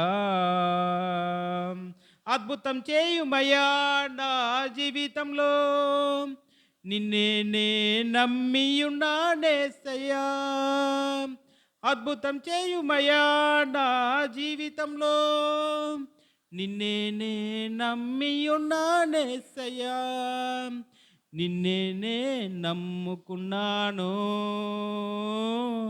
నీ వంటి వారు ఎవరయ్యా? నిన్నేనే నమ్ముకున్నాను, నీ వంటి వారు లేరయ్యా. కాబట్టి యేసుక్రీస్తు ప్రభువుల వారిని మనం ఏం చేయాలి? మన హృదయపూర్వకంగా మనము నమ్మాలి. కాబట్టి నీతిమంతుడు ఎలా జీవిస్తాడయ్యా? విశ్వాసంతో జీవిస్తాడు. దానికి ఉదాహరణ ఏంటయ్యా? అబ్రహాము జీవితం. కాబట్టి నీతిమంతుడి జీవితంలో మనం చూసినామంటే విశ్వాసంతో జీవిస్తాడు. విశ్వాసంతో జీవించడమే కాకుండా నీతిమంతుడు సింహము వలె ధైర్యంగా ఉంటాడు అని చెప్పేసి బైబిల్ మీకు సెలవిస్తూ ఉంది. సింహం అంటే ఏం గుర్తుకొస్తుంది మీకు? నాకైతే దావీదు గుర్తుకొస్తాడు, ఇంకా దానియేలు గుర్తుకొస్తాడు. ఎందుకు? సింహాల బోన్లో నుంచి, సింహాల గుహలో నుంచి బయటకు వచ్చిన వ్యక్తి ఎవరయ్యా అంటే కదా దానియేలు. దానియేలు ఎంతగా ప్రార్థిస్తాడు, దేవుడి పట్ల ఎంతగా నమ్మకం కలిగి ఉన్నాడు అనేది దానియేలు గ్రంథం మీకు చెప్పకనే చెప్తూ ఉంటుంది అనమాట. దానియేలు గ్రంథంలో ఏంటి సార్ మీరు దానియేలు గురించి చెప్తా ఉన్నారంటే, యెహెజ్కేలు గ్రంథము 14 చదివినారంటే మీరు, యెహెజ్కేలు గ్రంథము 14వ అధ్యాయము 14వ వాక్యం. అక్కడ నోవాహు, దానియేలు, అయ్యోబు మాత్రమే నీతిమంతులంట. ఎస్ కదా, చాలండి. వాళ్ళు ముగ్గురే నీతిమంతులు. కాబట్టి ఇక్కడ దానియేలు కూడా నీతిమంతులు అని చెప్పేసి యెహెజ్కేలు గ్రంథము చెప్పకనే చెప్తా ఉంది. యెహెజ్కేలు గ్రంథము 14వ అధ్యాయము 14వ వాక్యంలో రాసి ఉంది, నోవాహు, దానియేలు, యోబు ఈ ముగ్గురు నీతిమంతులట. కాబట్టి దానియేలు గురించి కూడా మనం చూసామంటే, దానియేలు అన్య దేశంలోకి వెళ్ళి కూడా అపవిత్రతకు, అపవిత్రమైన ఆహారానికి దూరంగా ఉండి కూడా ఆయన శాకాహారమునే తింటూ, కూరగాయలనే తింటూ, నీళ్లు మాత్రమే తీసుకుంటూ, దేవుని నియమను అతిక్రమించకుండా పరిశుద్ధంగా జీవించాడు. సింహము వలె ఎవరికి భయపడకుండా జీవించాడు. కాబట్టి నీతిమంతుడు ఎవడైనా ఉన్నాడంటే సింహంలాగా ధైర్యంగా జీవిస్తాడు. ఎందుకంటే ఎవరిని చూసి ధైర్యం? యెహోవాను చూసేసి. ఎవరిని చూసి ధైర్యం? యేసుక్రీస్తుని చూసేసి ధైర్యం. కాబట్టి సింహము వలె ధైర్యంగా ఉంటారు. ఇంకొకటి కూడా ఏకాగ్రతతో ప్రార్థన చేసేవాడు. యెరూషలేము తట్టు తిరిగి రోజుకు 3 సార్లు ప్రార్థన చేసేవాడు దానియేలు గారు. అవునా? నిజమా? సింహాల బోనులో వేసినా కానీ ఏం చేశాడు? సింహాలు ఆయన ఏం చేయలేకపోయినాయి. దేవుడు ఆయన రక్షించాడు. కాబట్టి సింహం వలె ధైర్యంగా ఉన్నాడు. ఇంకొకటి కూడా ఏంటంటే అంత పెద్ద ప్రధానమంత్రి పదవి ఆశించిన కానీ, ప్రధానమంత్రి పదవిలో కూర్చున్న కానీ ఆయన ఎట్లంటే నిందారహితమైన ప్రవర్తన కూడా ఉంది ఆయనలో. కాబట్టి సింహము వలె నీతిమంతుడు ఎలాగ ఉంటాడు? సింహము వలె ఉంటాడు. ఆయన సింహాన్ని పోలి ఉంటాడు. సింహం వలె ధైర్యంగా కూడా ప్రవర్తిస్తాడు. కాబట్టి ఫస్ట్ది ఏంటంటే విశ్వాసంతో ఉంటాడు నీతిమంతుడు. రెండవది ఏంటంటే సింహం వలె ధైర్యంగా ఉంటాడు. మూడో దానికి వచ్చినారంటే వెనుతీయక ఇచ్చుగుణం ఉంటుంది. బైబిల్ చెప్పకనే చెప్తా ఉంది. వెనుతీయక ఇచ్చుగుణము ఎక్కడ కనబడుతుంది మనకు? కొత్త నిబంధనల గ్రంథంలో ఎక్కడ కనబడుతుంది అయ్యా మీకంటే అపోస్తుల కార్యములు 10వ అధ్యాయంలో కనబడుతుంది. ఎవరి గురించి ఉంటుంది దీంట్లో? ఎవరి గురించి ఉంటుందంటే కొర్నేలి ఏంటంటే చెప్తాను చూడండి. కొర్నేలి గారు ఒక సైన్యాలకు అధిపతి, శతాధిపతి. శతాధిపతి. ఆయన సెంచూరియన్ అనమాటారు. ఆ సెంచూరియన్ గారు ఏం చేస్తున్నారంటే దేవుడికి భయపడుతున్నాడు. కోర్స్ ఆ రోమా సామ్రాజ్యంలో ఎన్నో విగ్రహాలు ఉన్నాయి, ఎంతో విగ్రహారాధన ఉంది. కానీ అవన్నీ చేయకుండా ఏం చేస్తున్నాడు తెలుసా? మరి దేవుడి గురించి విన్నాడు అనుకుంటా. వినేసి నిజ దేవుడి కోసము ప్రతిరోజు ప్రార్థన చేస్తూ ఉన్నాడు. నిజ దేవుడి కోసం ప్రతిరోజు పేదలకి అన్నదానాలు చేస్తున్నాడు, పేదలకు సహాయం చేస్తున్నాడు. ఇదే కాకుండా కొర్నేలు గారు ఏం చేస్తున్నాడంటే, కొర్నేలు గారిని 10వ అధ్యాయంలో మీరు చూసారంటే నీతిమంతుడు అని చెప్పేసి తెలుస్తూ ఉంది. ఇంకొకటి ఏంటంటే కొర్నేలు గారు చేసిన ప్రార్థన 10వ అధ్యాయము 4వ వాక్యంలో చూసారంటే, దాని 10వ అధ్యాయం 4వ వాక్యంలో నీ ప్రార్థనలు, నీ ధర్మ కార్యములు దేవుని సమక్షమునకు జ్ఞాపకార్థముగా చేరినవి. కాబట్టి నీతిమంతుడు ఎవరైనా ఉంటే, వాడు చేసే ధర్మకార్యాలు ఏవైనా ఉంటే ఏమవుతుంది? దేవుని దగ్గరికి ట్రాన్స్పోర్టేషన్ ఇంకా ఎవరికి అవసరం లేదు. దాంట్లో మధ్యలో కారు అవసరం లేదు, బస్సు అవసరం లేదు, జీప్ అవసరం లేదు, ఎద్దుల బండి అవసరం లేదు, ఒక మనిషి తీసుకుపోవాల్సిన అవసరం లేదు. డైరెక్ట్గా చేరుతాయి, దేవుడి దగ్గరికి డైరెక్ట్గా చేరుతాయి. కాబట్టి జ్ఞాపకార్థముగా చేరినవంట. ఎట్లా? మెమరీ. దేవుడే దానిని ఏం చేస్తున్నాడు? గుర్తు చేసుకున్నాడు, జ్ఞాపకార్థం చేసుకుంటున్నాడు. కాబట్టి ఇదే కాకుండా 10వ అధ్యాయం 22లో ఉంటుంది అనమాట. ఏమని ఉంటుంది తెలుసా? కొర్నేలి నీతిమంతుడు అని చెప్పేసి ఉంటుంది అనమాట. ఇక్కడ ఉందన్నా? ఉంది. కొర్నేలు గారు ఏంటంటే, కొర్నేలు గారు నీతిమంతుడే కాకుండా ఆయన చేసినవి ఏంటంటే, అపొస్తలుల కార్యము 10వ అధ్యాయం మొత్తం మీరు చూసారంటే నీతిమంతుడే కాకుండా నీతి కార్యములు కూడా చేస్తూ ఉన్నాడు. కాబట్టి ఆయన కోసం ఏం చేశారు తెలుసా? ఎప్పుడైతే విశ్వసించలేదో అంటే అది వరకు పేతురు గారు వచ్చేసి ఆయన పైన ప్రార్థన చేసి వాళ్ళందరూ ఒక్కసారిగా మారు మనసు పొందేసి వాళ్ళ మీదకి పరిశుద్ధాత్మ దేవుడు దిగి రాకముందు ఎలాగున్నాడో, తర్వాత దేవదూత వచ్చేసి ఆయన ప్రత్యక్షమై నువ్వు నీ పని వాళ్ళను పంపు, పేతురు గారిని యొప్పలో ఉంటారు, పంపించు, పేతురుని దగ్గరకు వస్తారు, ప్రార్థన చేస్తారంటే ప్రార్థన చేసిన తర్వాత ఆయన మారిన తర్వాత ఆయన ఏం చేశాడంటే నీతిమంతుడుగా మారడమే కాకుండా దేవుడి పైన నీకు తెలియకపోయినా, యేసుక్రీస్తు ప్రభువుల వారు నీకు తెలియకపోయినా, నిజదేవుడు ఎవడో నువ్వు ప్రార్థన చేస్తే కంపల్సరీ నీకు కనబడే వ్యక్తి ఎవరయ్యా అంటే, నీకు కనబడే దేవుడు ఎవరయ్యా అంటే ఏకైక దేవుడు యేసుక్రీస్తు ప్రభువుల వారే. కాబట్టి కొర్నేలులాగా అది వరకు కొర్నేలు గారు అన్యుడు. ఇది వరకు ప్రార్థన చేసింది, ఇది వరకు మొత్తం ఆరాధన చేసింది ఎక్కడ? యూదుల దగ్గరనే చేశారు. కొర్నేలు గారి తర్వాత నుంచే మీకు అన్యజనుల దగ్గరికి సువార్త వ్యాపించడం అనేది మీరు చూస్తారనమాట. ఇదే కాకుండా అపోస్తుల కార్యంలో మీరు ఇదే చూసారంటే, కాబట్టి మనం ఏం చేయాలంటే వెనుక తీయక ఇచ్చుగుణము కంపల్సరీ నీతిమంతుడికి ఉంటుంది అని చెప్పేసి కొత్త నిబంధన గ్రంథము అపోస్తుల కార్యంలో మీరు చూసారంటే, కొర్నేలు గారి జీవితం చూసారంటే మీకు తెలియజెప్తుందనమాట. ఇంకొకటి కూడా మీరు బాగా గుర్తుపెట్టుకోండి, యుక్తమైన ప్రవర్తన ఉంటుంది.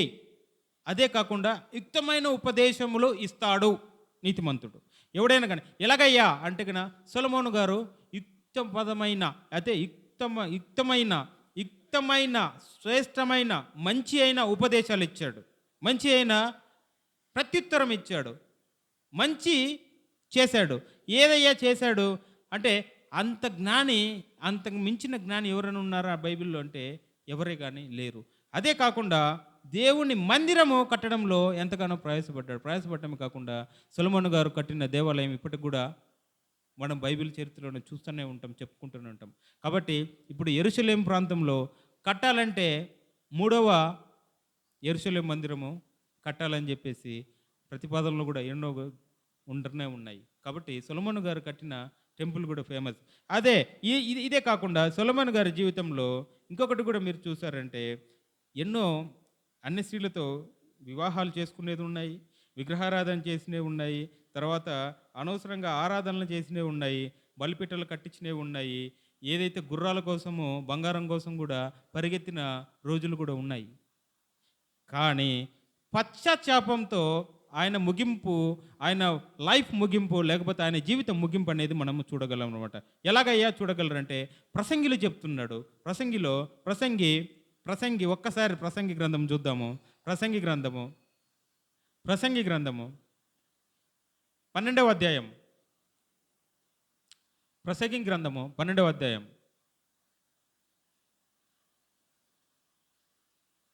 13వ వాక్యం. ఇదంతయు విన్న తర్వాత, ఇవంతయు చెప్పబడిన తర్వాత దీనికి తాత్పర్యము, దీనికి అర్థం ఏంటంటే దేవుని యందు భయభక్తులు కలిగి ఉండి ఆయన ఆజ్ఞలను, ఆయన కట్టడాలను, ఆయన ఏదైతే చెప్తున్నాడో అది గైకొని అనుసరించి నడుచుచుండవలను. నడుస్తుంటే అదే మనకు నరుడికి ఏంటంటే ఇదే విధి, ఇదే ఉత్తమము, ఇదేదే మార్గము. కాబట్టి ఇది ఎవరు చెప్తున్నారయ్యా? అంతగా తిరిగిన వ్యక్తి, అంతగా చేసిన వ్యక్తి, అంతగా అనుభవించిన వ్యక్తి లాస్ట్కి ఏం చెప్తున్నాడు? దేవుడి యొక్క విధులు, దేవుని యొక్క ఆజ్ఞలు, దేవుని యొక్క కట్టడాలు. కాబట్టి ఏదైనా నీతిమంతుడు చెప్తున్నాడంటే యుక్తకరమైన మంచి బోధలు చేస్తాడు, మంచి ప్రత్యుత్తరం ఇస్తారని చెప్పేసి మనము నీతిమంతునికి ఉండే ఒక గొప్ప లక్షణం అనేది మనం బైబిల్ మీకు చెప్పకనే చెప్తా ఉందన్నమాట. తర్వాత నీతిమంతుడి జీవితంలో దేవుడు ఇచ్చే ఆశీర్వాదాలు ఏంటివి? నీతిమంతుడు ఎలాగుంటాడో చూసాం మనము. దేవుడి నీతి అంటే ఏంటో చూసాము, మన నీతి అంటే ఏంటో చూసాము, నీతిమంతుడుకి ఉండే లక్షణాలు ఏంటివో చూసాము. ఇప్పుడు నీతిమంతుడు జీవితంలో దేవుడిచ్చే ఆశీర్వాదాలు ఏంటో చూద్దాం. కష్టకాలంలో కూడా నెమ్మది మరియు కదిలింపబడకపోవడము అనేది మనం బాగా చూడొచ్చు. దేవుడిచ్చిన ఆశీర్వాదం అని చెప్పి కూడా మీరు చూడొచ్చు. కష్టకాలంలో నెమ్మది ఉంటుంది, మరియు కదిలింపబడకుండా ఉండే గుణము, ఉండే ఆశీర్వాదము దేవుడు నీతిమంతులకి అనుగ్రహిస్తుంది. ఇది ఎక్కడ ఉంటుందయ్యా మీకంటే, మీకు ఆదికాండము 6వ అధ్యాయం 7వ అధ్యాయం ఇవి 2 చూసారంటే మీకు ఏవి గుర్తు రావాలా? నోవహు గారి జీవితం గుర్తు రావాలా. నోవహు గారి జీవితం చూసారంటే నోవహు గారు దేవుడితో కూడా నడిచిన వ్యక్తి. సందేహమా దాంట్లో? దేవుడితో కూడా నడిచిన వ్యక్తి. అపారమైన విశ్వాసం మరియు లోబడే తత్వం ఉందన్నమాట. Faith and radical obedience upon the God. దేవుడి పైన ఎలాగంటగిన అంత గొప్ప విశ్వాసం ఉండింది. దేవుడితో పాటు నడిచిన తీరుని బట్టి మనము చూడొచ్చు అనమాట. ఆయన ఏం చేస్తున్నాడయ్యా అంటే అందరు విచిత్రంగా, విపరీతంగా, పిచ్చివాడి మాదిరి చూసినా కానీ దేవుడు చెప్పిన ఏకైక మాట ప్రకారము ఆయన పెద్ద ఓడను కట్టాడు. ఓడను కట్టడమే కాకుండా దాదాపు 100 సంవత్సరాలు సువార్త పరిచర్య చేశాడు. ఇదిగో పరలయం రాబోతుంది, మీరందరూ మారు మనసు పొందండి, ఇదిగో ఓడ మీకోసం పెట్టాము, కాబట్టి ఓడలోకి ఎక్కండి అని చెప్పేసి చెప్తా ఉన్నాడు. కానీ ఎక్కారా? ఓడలోకి వచ్చిన వారు నోవహు కాకుండా మిగతా ఎంతమంది వచ్చారు? 7 వచ్చారు. నోవహు భార్య, నోవహు కొడుకులు, నోవహు కోడళ్ళు, 3 కొడుకులు, 3 కోడళ్ళు. కాబట్టి మొత్తం కలిపి 8 మంది అనమాట. హెబ్రీయులు రాసిన పత్రికల్లో ఇక్కడ ఉంటుందన్నమాట. హెబ్రీయులు రాసిన పత్రిక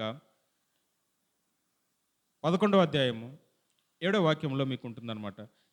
దేవుడు హెచ్చరింపునప్పుడు నోవహు ఆ మాటలు పూర్తిగా నమ్మాడు అని చెప్పేసి ఇక్కడ మీకు ఉంటుందన్నమాట. ఇదే కాకుండా దాదాపు 100 నుంచి 120 సంవత్సరాలు ఆ ఓడ నిర్మాణంలోనే ఆయన జీవితాంతం మొత్తం గడిపిన తీరైతే మీరు చూడొచ్చు అనమాట. కాబట్టి ఇదే కాకుండా 2వ పేతురు పత్రిక చూడండి. 2వ పేతురు పత్రిక ఇక్కడ ఉండి మీకు క్లారిటీగా ఉంటుందన్నమాట. 2వ పేతురు పత్రిక 2వ అధ్యాయము 5వ వాక్యం. మరియు పూర్వకాలమందున్న లోకంను విడిచిపెట్టక భక్తిహీనుల సమూహము వీడి జలప్రళయమును రప్పించినప్పుడు నీతిని ప్రకటించిన నీతిమంతుడైన నోవాహును మరియు 7 కాపాడెను. కాబట్టి నోవహు యొక్క భార్య, 3 కొడుకులు, 3 కోడళ్ళు, వీళ్ళు మాత్రమే కాపాడబడ్డాడు. ఆయన నీతిమంతుడు కాబట్టేసి అంత పెద్ద జల ప్రళయంలో కూడా ఆయన ఫ్యామిలీ, నోవహు గారి ఫ్యామిలీ మాత్రమే నిలబడగలిగారు. కాబట్టి నీతిమంతుడు దేవుడిచ్చే ఆశీర్వాదాలు ఎలాగుంటాయంటే ఎంత కష్టకాలంలో అయినా నెమ్మది ఉంటుంది. అదే కాకుండా కదలింపబడకుండా ఆయనను ఆయన ఫ్యామిలీను కూడా ఉండటం అయితే మనము బైబిల్ ద్వారా చూస్తాము. దానికి ఉదాహరణ ఎవరయ్యంటే నోవహు యొక్క ఫ్యామిలీ అని చెప్పేసి మనము చూడకనే చూస్తున్నాము. కాబట్టి ఈ బైబిల్లో కూడా మనకు ఆ నోవహు గారి జీవితము నీతివంతుడికి దేవుడిచ్చే ఆశీర్వాదం కూడా మనం చూడొచ్చు అనమాట. ఇంకొకటి ఏంటంటే ఆయన సంతానము విడిపింపబడుట మరియు ఆశీర్వాదంగా కూడా ఉంటుంది. ఎలాగుంటుంది? నీతిమంతుడి ప్రార్థన ఇంకొకటి ఏంటంటే దేవుడు ఆలకిస్తాడనమాట. నీతిమంతుడి ప్రార్థన దేవుడు ఆలకిస్తాడు అంటే ప్రార్థన అంటే ఎవరు గుర్తొస్తారు? చాలా ప్రార్థనలు గుర్తొస్తాయి. అన్న ప్రార్థన గుర్తొస్తాయి, ఇంకా ఏవేవో ప్రార్థనలు గుర్తొస్తాయి. కానీ మీకు ఒక ప్రార్థన అయితే కింద నేను చెప్పచ్చు. ఒక ప్రార్థన ఏలియా ప్రార్థించాడు. ఏలియా కూడా మనలాంటి భక్తుడే, ఏలియా కూడా నీతిమంతుడే, ఏలియా కూడా మనలాంటి మనుషుడే. ఆయన ప్రార్థిస్తే ఏం జరిగింది తెలుసా? యాకోబు పత్రిక 5వ అధ్యాయము 17 నుంచి 18. ఏలియా మనమంటి స్వభావం గల మనుషుడే, అయితే వర్షము కురియకుండా కూడదు అని చెప్పేసి ఆయన తీవ్రంగా ప్రార్థించినప్పుడు 6 నెలలు వర్షించలేదు. తిరిగి ప్రార్థిస్తే ఏం జరిగింది? వర్షం ఇచ్చాడు. కాబట్టి ఇది ఎక్కడ ఉంటుందయ్యా అంటే యాకోబు పత్రిక 5వ అధ్యాయము 17 నుంచి 18 వరకు ఉంటుంది. చూడండి, ఏలియా గారు రోషము గల తన దేవుడి కోసము అపరిమితంగా ప్రార్థన చేసే వ్యక్తి. దేవుని కొరకు అపరిమితమైన రోషం కలిగిన వ్యక్తి ఎవరయ్యా ఉన్నారు అంటే ఏలియా గారు ఎక్కడ మీకు కనబడతారు అంటే 1వ రాజుల గ్రంథము 19వ అధ్యాయం నుంచి మీకు కనబడతారు. కాబట్టి అక్కడ ఏమని ఉంటుందంటే ఆయన ఇంకొకటి కూడా ఏంటంటే ప్రతిసారి ఆయన ప్రార్థనలు చేస్తూనే ఉండేవాడు. దేవుడి కోసం ప్రార్థన చేస్తూ ఉండడు. కర్మేల్ పర్వతం పైన 450 మంది అన్య దేవతలకు సంబంధించిన ప్రవక్తలని ఛాలెంజ్ చేశాడు. ఛాలెంజ్ చేయడమే కాకుండా వాళ్ళందరిని కూడా వధించడము, వాళ్ళందరికీ ఏ గతి పట్టించాడో కూడా మనము ఏలియా గారిని చూడొచ్చు అనమాట. ఇదే కాకుండా ఏదైతే ఆహాబు రాజు ఉన్నాడో పేదవాడైన నాబోతు యొక్క ద్రాక్ష తోటను తీసుకోవాలని చెప్పి దురుద్దేశంతో ఆయన చేసిన పని మన ఏలియా గారు పోయేసి ఆహాబు రాజా నువ్వు చేసింది తప్పు అని చెప్పి దండించిన వ్యక్తి. ఫియర్లెస్, భయం లేకుండా నీతిమంతుడు ప్రార్థన దేవుడు అలాగ ఆలకిస్తాడు. కాబట్టి మన వంటి వాడే ఏలియా. కానీ ఆయన ప్రార్థన చేస్తే వర్షం పడకపోవడం, మళ్ళీ ప్రార్థన చేస్తే వర్షం పడడం కూడా మనం చూస్తాం. కాబట్టి నీతిమంతుడి ప్రార్థన దేవుడు కంపల్సరీ ఏం చేస్తాడు? ఆలకిస్తాడు. ఆలకించడమే కాకుండా ఏం చేస్తాడు? నువ్వు ప్రార్థన చేసింది యథార్థంగా, నువ్వు నీతిమంతుడు కాబట్టి నీ ప్రార్థన ఏదో దేవుడు అంగీకరిస్తాడు. అంగీకరించడం కాకుండా దేవుడు దానికి ఉత్తరం దయచేస్తాడు. ఇంకొకటి కూడా సంతానమును విడిపించబడుట మరియు ఆశీర్వాదకరంగా కూడా మారుతుంది అనమాట. దీనికి ఒక క్లాసికల్ ఎగ్జాంపుల్ మీరు చెప్పాలంటే బైబిల్లో నుంచి యోసేపు గారు యోసేపు గారు చూసారంటే, అవును యోసేపు గారు, ఎందుకంటే ఆ, అలాగ చూడనవసరం లేదు. ఎందుకంటే యోసేపు గారు ఏం చేస్తున్నారంటే, యోసేపు గారు పుట్టడమే, ఆయన తండ్రి ఏం చేశాడంటే ఒక విచిత్రమైన నిలుటంగికి చుచ్చాడు. కుట్టించడమే కాకుండా ఆయన పైన ఏం చేశాడు, ద్వేషం అనేది పుట్టింది, పగ అనేది పుట్టింది. ఆయన కళ్ళకి వాళ్ళ అన్నదమ్ములు ఏం చేస్తున్నారంటే విరక్తి పుంది ఏం చేస్తున్నట్టు ఆయన తీసుకుపోయి గోతులు వేశారు. గోతులు వేసిన తర్వాత పోతిఫర్ దగ్గరికి వెళ్ళాడు. పోతిఫర్ భార్య ఏం చేసిందో తెలుసు మనకు. తర్వాత తీసుకుపోయి జైలు వేశారు. జైలు వేసిన తర్వాత కూడా ఆయన ఏం చేశాడు, ఆ పానదాయకుడిని విడిపించాడు. విడిపించిన తర్వాత పానదాయకుడికి ఏమన్నా కొంచెమన్నా రెస్పాన్సిబిలిటీ ఉందా? పోనీ కొంచెమన్నా ఆయన ఏమన్నా గుర్తు చేసుకున్నాడా? చేసుకోలేదు. చేసుకోకుండా లాస్ట్కి ఏదో ఒక ఐగుప్తు యొక్క రాజుకి, ఫరోకి ఎప్పుడైతే కళ వచ్చిందో ఆ కళ్ళను బట్టేసి ఆ పానదాయకుడు చెప్పడం బట్టేసి ఈ ఏదైతే మన యోసేపు గారు ఉన్నారు, యోసేపు గారు వెళ్ళేసి ఆ కళలను వివరించి చెప్పడంతో ఆ కరువులో నుంచి బయటకు తీసుకురావడమే కాకుండా తననే కాకుండా ఈరోజు ఇశ్రాయేలును మొత్తం కాపాడిన వ్యక్తి ఎవరయ్యా ఉన్నాడు అంటే యోసేపు గారు. అవునా? ఇది నాకు మీరు ముందే చేశారు, కానీ దేవుడు మిమ్మల్ని అందరిని రక్షించడానికి నన్ను ముందుకు పంపారు మిమ్మల్ని కంటే అని చెప్పాడు. కాబట్టి నీతిమంతుడి సంతానం విడింపబడ్డము, నీతిమంతుడి ద్వారా ఆయన సంతానమును ఆశీర్వదింపబడ్డం కూడా మనం బైబిల్లో కూడా చూడొచ్చు అనమాట. ఇదే కాకుండా లాస్ట్ది చెప్తాను, నేను ఇప్పటితో ముగిస్తాను. దేవుడిచ్చే నిత్యమైన వాగ్దానాలు ఏంటివి? నీతిమంతునికి దేవుడిచ్చే నిత్యమైన వాగ్దానం ఏంటిదంటే the glorious promises in the Bible regarding the righteous man, righteous person who will be in the Bible according to the faithfulness of the Lord Jesus Christ. ఎవరైనా ఉన్నారంటే క్రీస్తుతో ఆధ్యాత్మికమైన హెచ్చింపు ఉంటుంది. క్రీస్తుతో పట్టి ఆధ్యాత్మికమైన హెచ్చింపు, ఇహలోకమైన హెచ్చింపులు కాదు, ఆధ్యాత్మికమైన హెచ్చింపు. లోకం మిమ్మల్ని తృణీకరించిన క్రీస్తు నుంచి మనల్ని పరలోకంలో ఆసీనుడు చేస్తాడు. ఇది ఎక్కడయ్యా ఉంటుందంటే ఎఫెసీయులకు రాసిన పత్రిక 2వ అధ్యాయం, ఎఫెసీయులకు రాసిన పత్రిక 2వ అధ్యాయం 6వ వాక్యం చూడండి.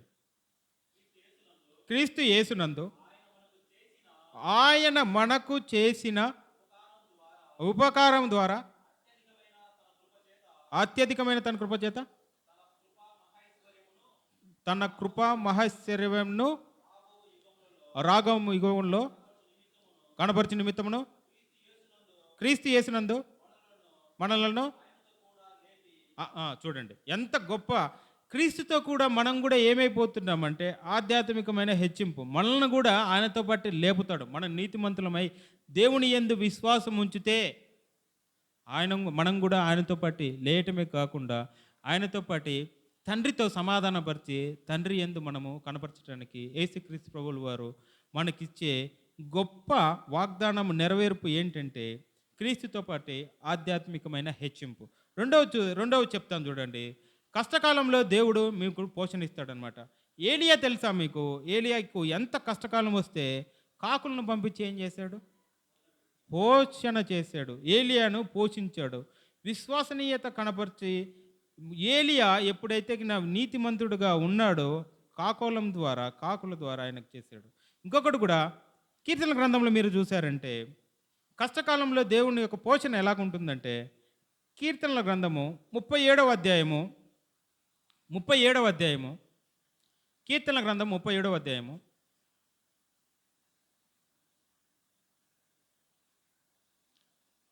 25వ వాక్యం.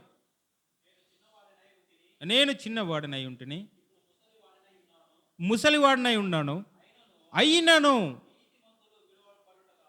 నీతిమంతులు విడవబడుట కానీ, అంటే దేవుడు మీకు ఇస్తున్నాడు, నిత్యమైన వాగ్దానం ఇస్తున్నాడు దేవుడు మీకు. విడబొట్ట కానీ వారి సంతానము, నీతిమంతుని యొక్క సంతానము భిక్షమెత్తుట కానీ ఎప్పుడు చూడరు. ఒక్కసారి దేవుని పైన విశ్వాసం కలిగి నువ్వు నీతిమంతుడుగా తీర్చబడితే నీతో పాటు నీ పిల్లలు కూడా భిక్షమెత్తడం అనేది ఎప్పుడే కానీ నువ్వు చూడవు, ఉండదు. ఇదే కాకుండా ఆత్మ సంబంధమైన ఫలభరితమైన జీవితం నీకు ఉంటుంది. శ్రమలు ఉన్నప్పటికీ, ప్రతికూలతలు ఉన్నప్పటికీ ఇస్సాకు గారు ఏం చేశారు తెలుసా? 100 రెట్ల ఫలాన్ని పొందాడు. కాబట్టి నీతిమంతులు ఎడారి వంటి పరిస్థితుల్లో కూడా వర్ధిల్లుదురు. ఇది ఎక్కడయ్యా మీకు కనబడుతుందంటే కీర్తనల గ్రంథం, అదే కీర్తనల గ్రంథము 92వ వాక్యము, 92వ అధ్యాయము, 92వ అధ్యాయం చూడండి. 92వ అధ్యాయం 12వ వాక్యం చెప్పండి, చదవండి. నీతిమంతులు ఎట్లుంటారయ్యా? ఖర్జూర వృక్షం ఎక్కడుంటుంది? ఎడారిలో ఉంటుంది. ఈరోజు మీరు ఖర్జూర తిన్నారంటే, ఖర్జూరం మనకు ఎక్కడ దొరుకుతుంది? కర్నూలు దొరుకుతుందా? ఖర్జూర పండ్లు కర్నూలు దొరుకుతాయా? పోనీ ఆంధ్రప్రదేశ్లో ఏమైనా దొరుకుతాయా? పోనీ ఏపీలో ఏమైనా దొరుకుతాయా? పోనీ లేకపోతే తెలంగాణలో దొరుకుతాయా? ఎక్కడ దొరుకుతాయి? ఎడారి ఎక్కడుంటే అక్కడ ఉంటుంది. ఎలాగుంటారు తెలుసా నీతిమంతులు? చదవండి అన్న. నీతిమంతులు ఎడారి వంటి పరిస్థితుల్లోనూ వర్ధిల్లుతారు, ఖర్జూర వృక్షం వల్లే మొవ్వ వేయుదురు.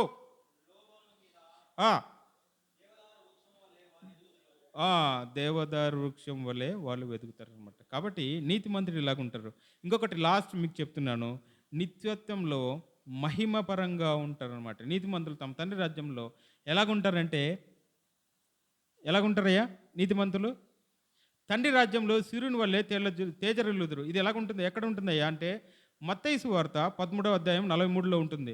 వారికి నిత్య జీవమును స్వతంత్రించుకుంటారని చెప్పేసి అదే మత్తయి సువార్త 25వ అధ్యాయము 46వ వాక్యంలో కూడా మీకు ఉంటుంది అనమాట. కాబట్టి నీతిమంతులు ఇలాగుంటారనమాట.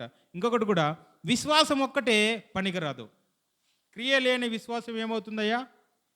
మృతం. కాబట్టి క్రియ లేకుండా ఉండకూడదు.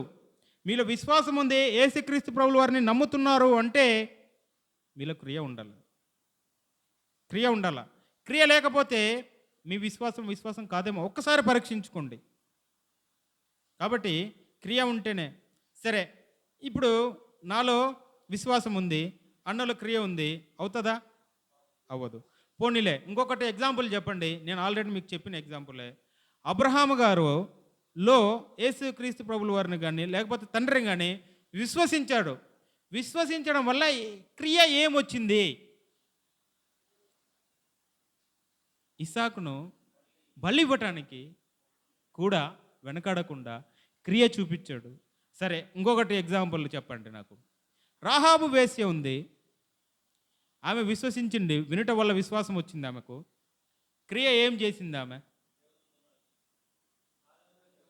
వేగుల వారిని ఆ ఎర్రటి కిందికి అది చేయడం వల్ల ఆ కిటికీలో నుంచి కిందికి వేసి వాళ్ళని ఏం చేసింది? కిందికి దింపేసి రక్షించింది. కాబట్టి క్రియ లేకుండా విశ్వాసము ఎక్కడ ఉండదన్నమాట. కాబట్టి మీకు చెప్పేది కూడా ఇంకా లాస్ట్ నేను చెప్తున్నాను, ముగిస్తున్నాను. ఇప్పుడు మనం విశ్వసించాము దేవుడిని, మనం నీతిమంతులుగా మారాము.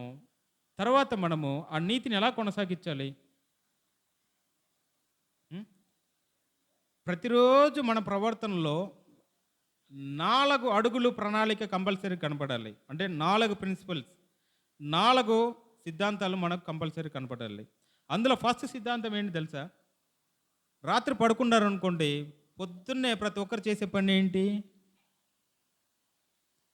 నిద్ర లేయటం ఫస్ట్ పని. అప్పుడు దేవుణ్ణి నువ్వు స్మరించుకోవాలన్నమాట. ఎందుకంటే దేవుడు నీకు కొత్త రోజు ఇచ్చాడు. ఎందుకు కొత్త రోజు ఇచ్చాడు?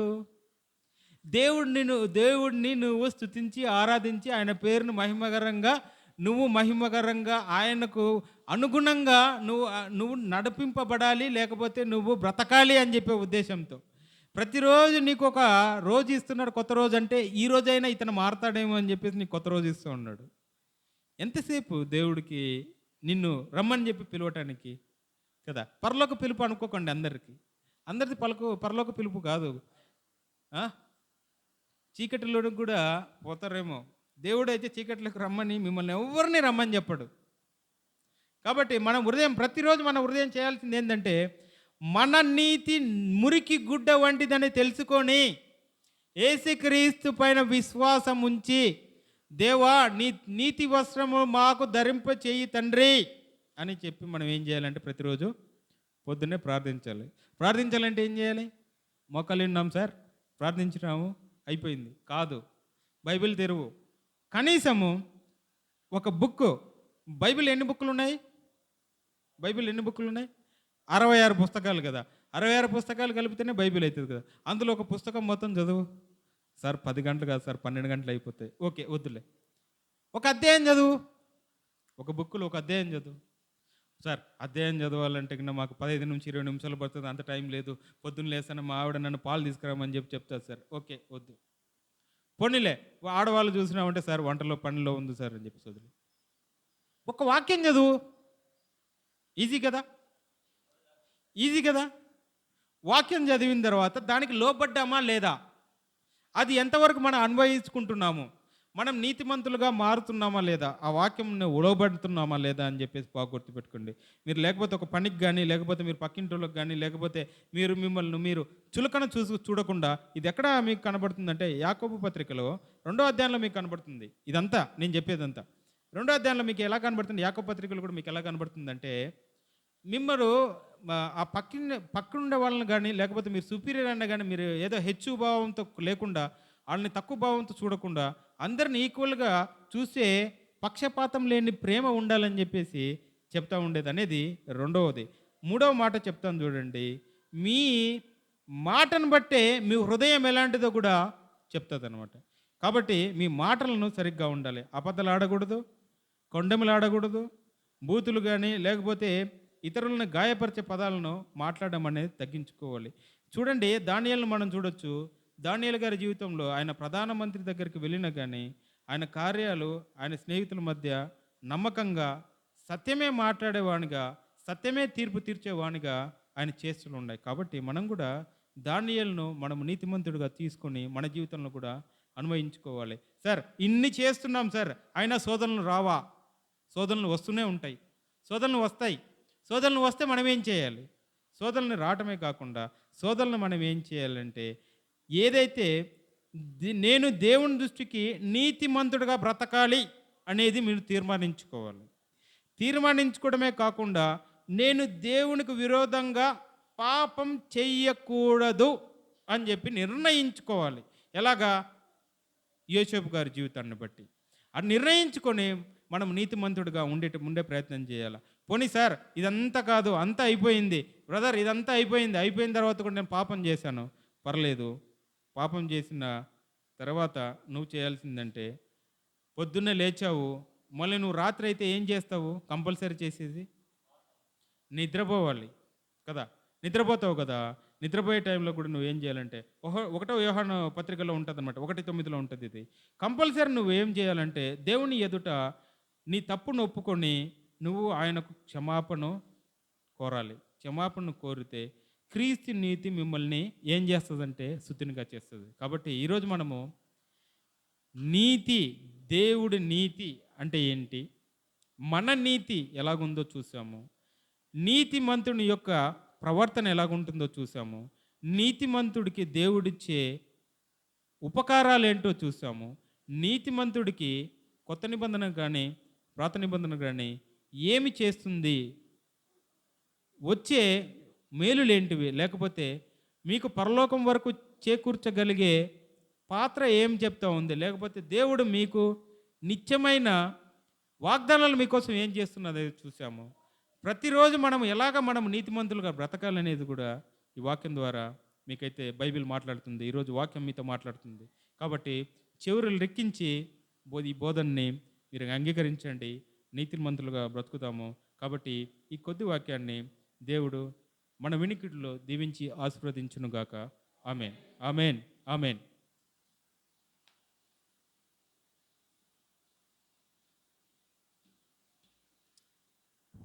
చాలా అద్భుతకరమైనటువంటి వాక్య సందేశం అందించినటువంటి మరి సంపత్ బ్రదర్కి నా ప్రత్యేకంగా తెలియజేస్తున్నాను. యేసుక్రీస్తు యొక్క మరి నీతి ద్వారానే మనమందరం కూడా నీతిమంతులుగా తీర్చబడ్డాం. సో కనుక ఈ రోజున ఇంత అద్భుతకరమైనటువంటి వాక్య సందేశం అందించినటువంటి తన దాసును బట్టి, తన దాసుడు చేయించిన ప్రయాణం బట్టి, ప్రయాణం బట్టి కడప నుండి ఇంత దూరం వచ్చి వాక్య సందేశం చెప్పేసి వెళ్తున్నానంటే మరి సార్ గారికి ఉన్నటువంటి యొక్క భారమును బాధ్యత. సో చక్కగా మంచి విపులంగా అందరికీ అర్థమయ్యే రీతిలో మరి చెప్పి మరి తిరిగి తన ప్రయాణం గురించి తన యొక్క చేయుచున్న ఉద్యోగం నిమిత్తం కూడా ప్రార్థన చేయాలి. సో అంత మాత్రమే కాకుండా మరి ఈ రోజున మరి మంచి అమూల్యమైన విషయాలు, మన నీతి దేవుని యొక్క నీతి, మరి నీతిగా ఉండడం వల్ల వచ్చేటువంటి యొక్క ప్రతిఫలాలు కూడా అన్ని విషయాలు మంచి తెలియపరిచారు. రాబో దినాల్లో మనమందరముగా నీతిమంతులుగా తీర్చబడి దేవుని కొరకు సాక్షులుగా జీవించుగాక. ఆమేన్. మన మధ్యలో మరి నరేంద్ర బ్రదర్ ఉన్నారు, వచ్చి ప్రార్థన చేయవలసిందిగా కోరుచున్నాము. నేను ఆశీర్వాదంతో ఈ కార్యక్రమం ముగించేస్తున్నాను. నగేంద్ర బ్రదర్ రండి, ప్రార్థన. పర్లేదు, అందరు కళ్ళు మూసుకోండి. సర్వశక్తి గల దేవ, కృపామయుడ, జీవం గల దేవ, జీవాధిపతి అయిన తండ్రి, మీ శ్రేష్టమైన నామానికి స్తుతులు స్తోత్రము ప్రభువా. తండ్రి, నీ దాసు నిలబెట్టుకొని మాతో మాట్లాడినందుకై మీకే స్తుతులు స్తోత్రం చెల్లించుకుంటున్నాం ప్రభువా. అవును తండ్రి, మా నీతి క్రియలన్నీ మురికి గుడుల వలె ఉన్నాయి ప్రభువా. మా నీతి క్రియలన్నీ ఎప్పటికీ అవి నీ దగ్గరికి చేరలేవు తండ్రి. ఇదిగో నాయనా, కేవలం నేను నమ్ముట వలనైనా ప్రభువా, కేవలం నేను నమ్మి విశ్వాస మూలంగా క్రియలు చేసిన వెంటనే తండ్రి, మా నీతి క్రియలన్నీ నీకు జ్ఞాపకార్థంగా ఉంటాయని చెప్పి రాయించావు తండ్రి. అవును తండ్రి, నీ దాసం ద్వారా మాతో సూటిగా మాట్లాడేందుకై మీకే కృతజ్ఞతలు ప్రభువా. ఇదిగో నాయనా, ఇక్కడ కూర్చున్న ప్రతి ఒక్కరిని తండ్రి, వారి యొక్క ఆలోచనలను తండ్రి ఎరిగిన గొప్ప దేవా. తండ్రి, ఈ వాక్యం విని మా హృదయంలో తండ్రి అవి దాచుకొని వాక్యానుసారంగా జీవించడానికి సహాయం దయచేయండి ప్రభువా. ఇదిగోనైనా మా అవసరతలన్నీ ముందేరిన గొప్ప దేవుడు ప్రభువా. ఇదిగోనైనా మేము ఏ విషయంలో తప్పిపోతున్నామో తండ్రి వాటిని సరిచేయండి ప్రభువా. తండ్రి, సంఘంలో వృద్ధులు ఉన్నారు ప్రభువా, వారికి ఈ కాలంలో కావాల్సింది మంచి ఆరోగ్యం నాయన ప్రభువా. వారికి మరింత ఆరోగ్యాన్ని ఇచ్చి ప్రభువా నీ సన్నిధిలో గడుపుటకు సహాయం దయచేయండి ప్రభువా. ఇదిగోనైనా ఆర్థిక సమస్యలతో బాధపడుతున్న వారు ఉన్నారు ప్రభువా, వ్యాధులతో బాధపడుతున్నారు ఉన్నారు తండ్రి. ఇదిగోనైనా వారందరినీ ఎరిగిన గొప్ప దేవుడు నువ్వేనైనా ప్రభువా. మరి ముఖ్యంగా తండ్రి, వర్షాకాలం అయిపోతున్నది ప్రభువా, కానీ ఇంతవరకు తండ్రి ఈ రాష్ట్రంలో తండ్రి వర్షాలు లేక చాలామంది రైతులు బాధపడుతున్నారు ప్రభువా. తండ్రి, కృపతో జ్ఞాపకం ఉంచుకొని ప్రభువా తండ్రి, సకాలంలో వర్షాలను కురిపించటకు తండ్రి ప్రభువా కృప చూపండి నాయన. తండ్రి, కేవలం వర్షం వలనే ప్రభువా మనుషులందరి జీవనాధారం ఆధారపడి ఉన్నది ప్రభువా నాయన. తండ్రి, వర్షం కురిపించటకు నువ్వు దయచూపమని తండ్రి ఈ కూడిక ద్వారా నీకే మొరపెట్టుకుంటున్నాం నాయన. అదేవిధంగా తండ్రి, ఇదిగో నాయన నీ సేవ కోసం తండ్రి కడప నుంచి ఇక్కడికి వచ్చినటువంటి నీ దాసుని తిరిగి ప్రయాణమై వెళ్తుండగా మీరే తండ్రి తోడుగా ఉండి నడిపించండి ప్రభువా. ఇదిగో నాయన ఈ సంఘాన్ని మొత్తాన్ని నడిపిస్తున్నటువంటి నిలయసాన్ని బట్టి మీకే కృతజ్ఞత ప్రభువా. ఇదిగో నాయన ఆయనను ఆయన కుటుంబాన్ని ప్రభువా తండ్రి దీవించండి నాయన. తండ్రి, ఈ ప్రార్థనలో పాల్గొన్న ప్రతి ఒక్కరి కుటుంబాన్ని ప్రభువా మీరు పేరు పేరున జ్ఞాపకం ఉంచుకోండి తండ్రి. మేము తిరిగి వెళ్ళటకు సహాయం దయచేయండి తండ్రి. ఇదిగోనైనా మమ్మల్ని మేము తగ్గించుకుంటూ ప్రభువా నీ నామానికి మహిమకరంగా జీవించటకు సహాయం దయచేయమని మా ప్రభువును మా రక్షకుడైనటువంటి యేసు ప్రభు యొక్క శక్తిగల నామమును బట్టి ప్రార్థిస్తున్నాం తండ్రి. ఆమేన్. మన తండ్రి అయిన దేవుని ప్రేమయును ఆయన కుమారుడైన ప్రభువైన యేసుక్రీస్తు యొక్క కృప, పరిశుద్ధాత్మ యొక్క నిత్య సహవాసమును సన్నిధిని చేరువచ్చిన మనకును ప్రపంచంలో ఉన్న సకల పరిశుద్ధులకును అలాగనే దేవుని బిడ్డలైన వారందరికీ సదాకాలం తోడై ఉండి నడిపించునుగాక. ఆమేన్. ఆమేన్.